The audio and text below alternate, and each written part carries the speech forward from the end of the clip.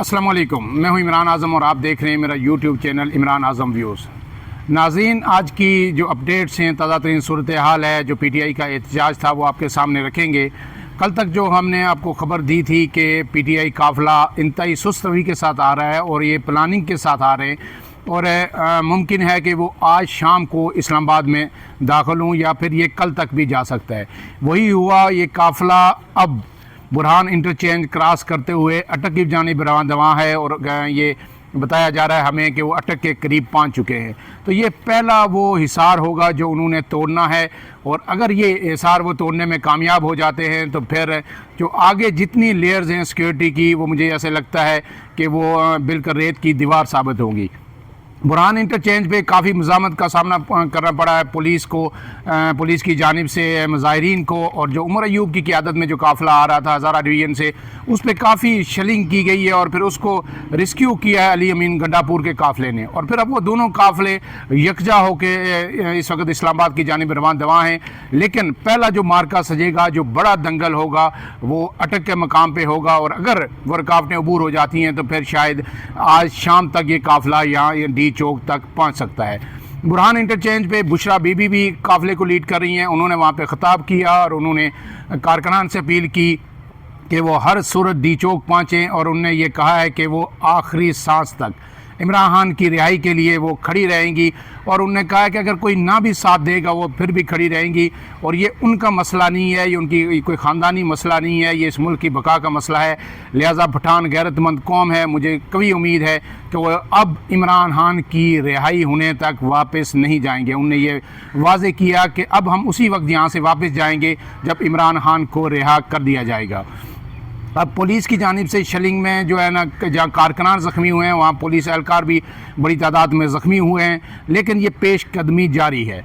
इसके साथ साथ जो पंजाब की तरफ से, पंजाब हुकूमत की तरफ से और वफाकी हुकूमत की तरफ से भी प्रेस कॉन्फ्रेंसेस मुसलसल हो रही हैं, बयानात आ रहे हैं।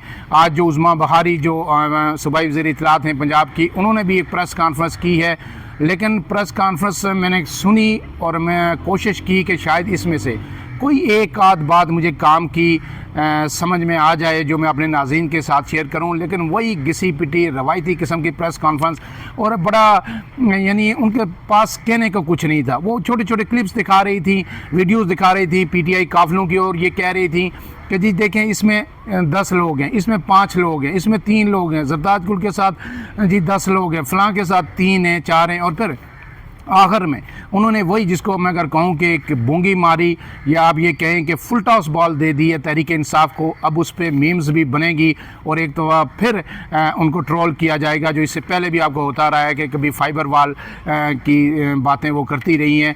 और उनने ये कहा है, उन्होंने जो कहा है वो अल्फाज में आपको कोट अनकोट आपको सुना देता हूँ कि पीटीआई की सोच वहाँ से शुरू होती है जहाँ हमारी सोच ख़त्म होती है। ये उनके अल्फाज थे। वो कहना ये चाह रही थी या उन्हें कहना ये चाहिए था कि हमारी सोच, नून लीग की सोच वहाँ से शुरू होती है जहाँ पीटीआई की ख़त्म होती है, लेकिन उन्होंने ये कहा है कि पीटीआई की सोच वहाँ से शुरू होती है जहाँ हमारी ख़त्म होती है। अब इस पर उनके साथ क्या असर करेगी पीटीआई के जो सोशल मीडिया है, वो क्या असर करेगा, वो दिलचस्प सूरत हाल होगी देखने वाली। इसके साथ साथ जो आज एक अहम बड़ी खबर, एक मरतबा फिर अडयाला जेल के जो दरवाजे हैं वो खुल गए हैं और बैरिस्टर गौर और बैरिस्टर सैफ जो तर्जमान हैं केपी हुकूमत के और पीटीआई रहनुमा दिगर, वो अडयाला जेल में पहुंचे हैं। अली मोहम्मद खान भी उनके साथ थे। इमरान खान से मुलाकात हुई, 1.5 घंटे तक ये मुलाकात जारी रही और इस मुलाकात में जो अब तक की सूरत हाल है उसे डेफिनेटली इमरान खान को आगाह किया गया, इमरान खान को इत्मीनान में लिया गया और डेफिनेटली इमरान खान की जानिब से जो मज़ीद हदायत वो ली गई होंगी। इससे ये ज़ाहिर होता है कि जो आज मुलाकात इतने आराम से सुकून के साथ हो गई बैरिस्टर गौर की और तवील मुलाकात हुई, इसका मतलब ये है कि रियासत इमरान खान को इंगेज करना चाह रही है। जो मुज़ाकरात का सिलसिला जो हल्का हल्का चल रहा था, अब उसमें तेज़ी आएगी और इमरान खान की ये हिकमत अमली अब तक कामयाब भी रही है। और अब जब बाहर आए बैरिस्टर गौर, एक तवील मुलाकात करके साफ़ियों ने उनसे पूछा कि क्या मुज़ाकरात चल रहे हैं, तो उन्होंने कहा जी मुज़ाकरात चल रहे हैं और इस पर आपको अपडेट भी करेंगे। इसका मतलब यही है जो हम आपको कह रहे थे कि इमरान खान आएंगे, कारकुनान बैठेंगे, दबाव बढ़ेगा और उसके बाद फिर निगोसिएशन तेज़ी से आगे बढ़ेंगी और कुछ गिव एंड टेक ज़रूर होगा। हमने पहले भी आपको बताया कि अब एक दिन बाकी रह गया है। कल इमरान खान का रिमांड मुकम्मल हो रहा है। जो रावलपिंडी का जो मुकदमा था, जो इंसदादी दहशतगर्दी अदालत ने 5 दिन का रिमांड दिया था, कल उन्हें पेश किया जाएगा और फिर बात आगे 30 को दूसरा मुकदमा लाहौर में जो समाअत होनी है। तो लगता यही है कि ये दंगल या ये जो अनरेस्ट है, ये एहतजाज है, ये 30 तक चलेगा। PTI इसको प्रोलॉन्ग कर रही है। उन्हें कोई मसला नहीं है वो मज़ीद 2 दिन इस्लामाबाद में दाखिल ना हूँ, लेकिन रियासत को मसला ज़रूर है। जो हम कल आपको कह रहे थे, रियासत इसकी मुतमिल नहीं हो सकती, रियासत का माशी नुकसान हो रहा है, मुल्क का कारोबार जमूद का शिकार है, वही आज वज़ीर ख़ज़ाना ने कहा।